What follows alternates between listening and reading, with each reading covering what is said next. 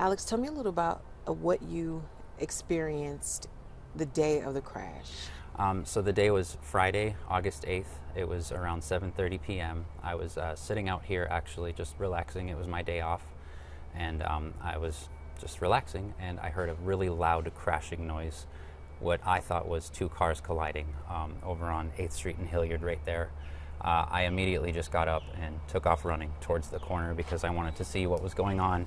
I suspected to see two cars, and when I got there, I actually saw a woman lying face down on the curb, and she had been hitting on her bicycle. So that kind of changed the mood, everything like that.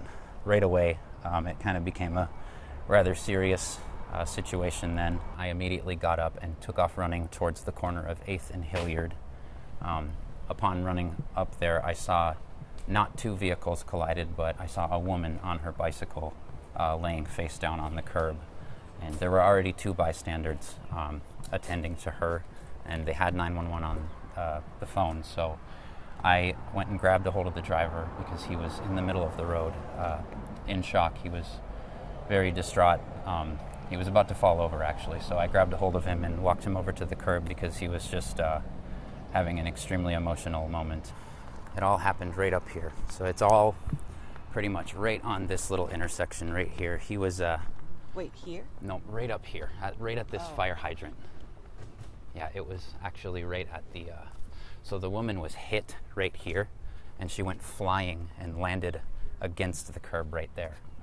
So it was a really, really hard impact. She flew a really long ways, and she didn't slide or anything like that. She actually landed against the curb. So now tell me again, where did you say she was hit? She was hit in this crosswalk right here. In this crosswalk? Yep. And then she ended up landing right there on that curb. There's actually still blood on the street right there. And I drive by it every morning, and it sucks. Now, where was the driver when you moved him? Where was he? So the driver came to a stop right here. His vehicle was parked right there. And by this yellow sign? Yep, he was just parked right there, right where that car is. And he was standing in the street, very distraught, very emotional. I don't think he knew what had really taken place. So he was clearly in shock, and I could see he was about to fall on the ground. So I went and grabbed him by the shoulders, and I walked him over to that fire hydrant right there. And he was able to call his family. And then I immediately ran over to Elizabeth and started getting instructions from the dispatch. And myself and two other individuals helped to roll her over into the recovery position. And Can then you show me where this was? Uh-huh. So I first noticed Elizabeth laying right here. You can actually see she was there. That's it right there.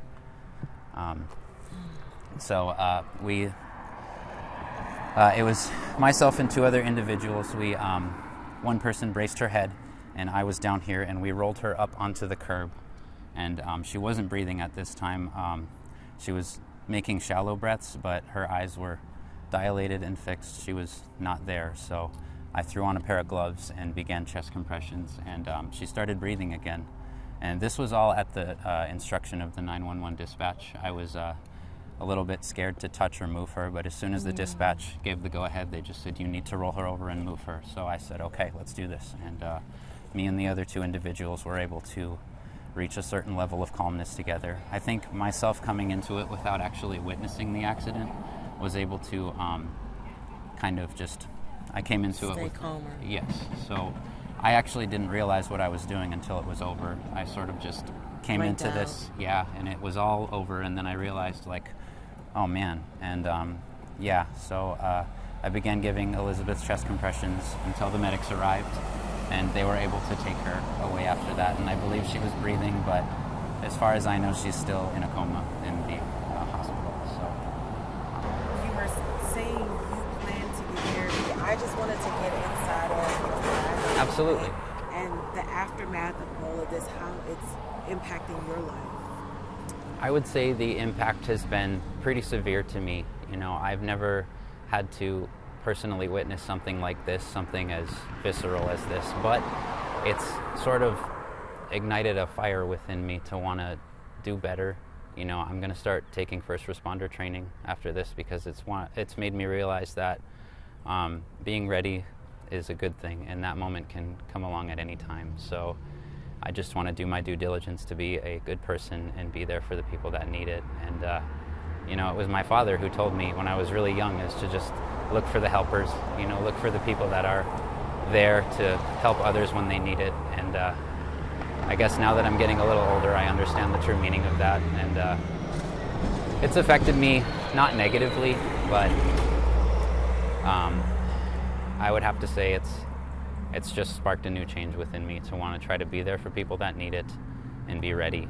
And I am emotionally affected by it, though. I've had some nightmares. I will be seeing a therapist just to talk about it. And I think everybody that experiences something like that, whether they think it's affected them or not, they should take the time to just do what's right for their mental health. And, you know.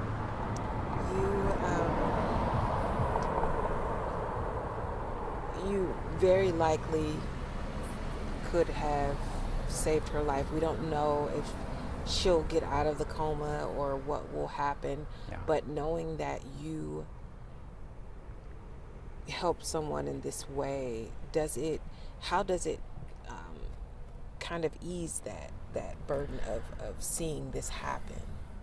It eases it to a degree, but at the same time it's sort of tied me to her in a emotional way where I'm constantly thinking about her.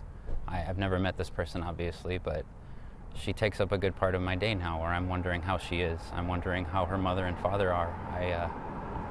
I want to know how they're doing because I care about her.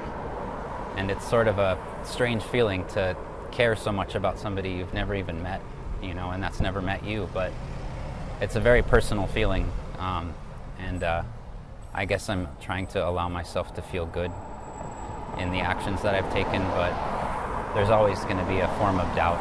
You know, I do have feelings of whether or not I did the right thing, and I've been lucky enough to receive a few calls from people around the city to tell me you did do the right thing, and I'm just trying to lean with that and, you know, realize that yes, this was the right thing to do, and I would do it again 1,000,000 times over. Absolutely, yeah. And my last question for you, in situations like this, do you feel people should train for things like this? Just a regular citizen, just like yourself, is it valuable? Do you think this is something people need to have some type of training? Absolutely. I believe that general knowledge of CPR and just especially the updated knowledge on CPR, it's much different than it was when I was younger, learning it as a Boy Scout or as a Cub Scout, and it's just different now. Whether you think you're familiar with it or not, I think it's very important to just allow yourself to take in that knowledge, whether it be just basic CPR training. Just be sure to, you know, always know how to call 911 before you touch anybody, of course, but I think that first responder training is very valuable. We're living in a world where accidents can happen very fast, and those few moments before medics can arrive can really matter. And you know, this particular incident has allowed me to realize that on a personal level. And yes, I believe it's very important to learn about CPR, learn about medical health. Just first responder training is very important. So, and a question comes to my mind about being on the phone with the dispatcher. In that moment, I know your adrenaline was rushing. yes. How did you stay in tune with what was being said to you and stayed focused and present? So the way that I was able to stay focused in these moments was thankfully to the two other individuals that were with me during this time. So we established a strong connection. It was nonverbal. It was just us three are about to handle this. And I looked at the person across from me and I asked him to hold his phone up by my ear so I could hear the dispatch. The person that was holding her head, I had him remove my glasses, and we just worked as a team to try to get Elizabeth back to life and just keep her there. And I remember telling her too, just please listen to my voice, please keep breathing, do not give up. And you know, whether or not she could actually hear me or not, I just wanted her to have that in her mind, because every little bit of her that was there, if you could just cling on to something, if it would be that, I would want it to be that. So.